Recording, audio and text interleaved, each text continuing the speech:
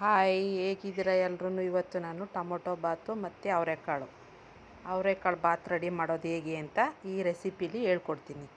ಮೊದಲಿಗೆ ಎಣ್ಣೆ ಹಾಕಿ ಮತ್ತು ಈರುಳ್ಳಿ ಹಾಕಿ ಮತ್ತು ಅವರೆಕಾಳು ಹಾಕಿ ಚೆನ್ನಾಗಿ ಫ್ರೈ ಮಾಡೋದ.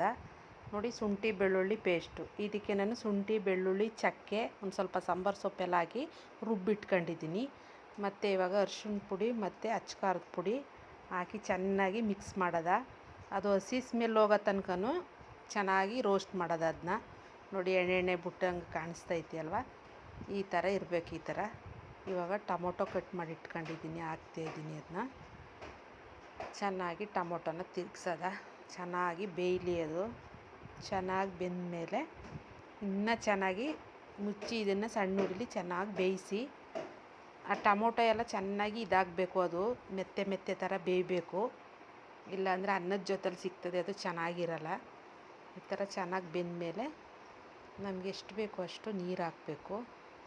ನೋಡಿ, ಆ ಥರ ಮಾಡಿ ಚೆನ್ನಾಗಿ ಬೇಯಿಸಿ, ಚೆನ್ನಾಗಿ ಬೆಂದಮೇಲೆ ನೀರು ಹಾಕಿ ನಮಗೆ ಎಷ್ಟು ಬೇಕಷ್ಟು.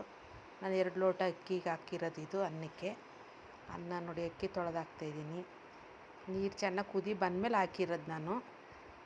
ಮತ್ತೆ ತಿರುಗಿಸಿ ಈ ರೀತಿ ಚೆನ್ನಾಗಿರ್ತದೆ. ಈ ರೀತಿ ಒಂದು ಸಲ ಮನೇಲಿ ಮಾಡಿ ನೋಡಿ. ಚೆನ್ನಾಗಿದ್ದರೆ ಕಮೆಂಟ್ ಮಾಡಿ, ಲೈಕ್ ಕೊಡಿ. ನೀವು ಕಮೆಂಟ್ ಮಾಡಿದ್ರೆ ನಾವು ಚೆನ್ನಾಗಿ ಮಾಡಿದ್ದೀವೋ ಇಲ್ವೋ ಅಂತ ಗೊತ್ತಾಗುತ್ತೆ ನಮಗೆ. ನೋಡಿ, ಸೂಪರಾಗಿ ಬಂದೈತೆ,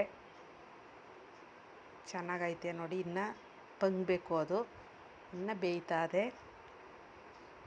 ನೋಡಿ, ಚೆನ್ನಾಗೈತೆ, ಟೇಸ್ಟು ಚೆನ್ನಾಗಿರ್ತದೆ, ಸೂಪರಾಗಿರ್ತದೆ. ಒಂದು ಸಲ ಮನೇಲಿ ಇದನ್ನು ಟ್ರೈ ಮಾಡಿ ನೋಡಿ. ಸೂಪರಾಗಿ ಬಂದೈತೆ, ಎಲ್ಲರಿಗೂ ಗೊತ್ತು. ಇವಾಗಲೇ ಹೆಣ್ಮಕ್ಳು ಇದನ್ನು ರೆಡಿ ಮಾಡಿ ನಮಗೆ ಕಮೆಂಟ್ ಮಾಡಿ ತಿಳಿಸಿ. ಸೂಪರಾಗೈತೆ ನೋಡಿ, ಅನ್ನ ರೆಡಿ, ಬಾತು.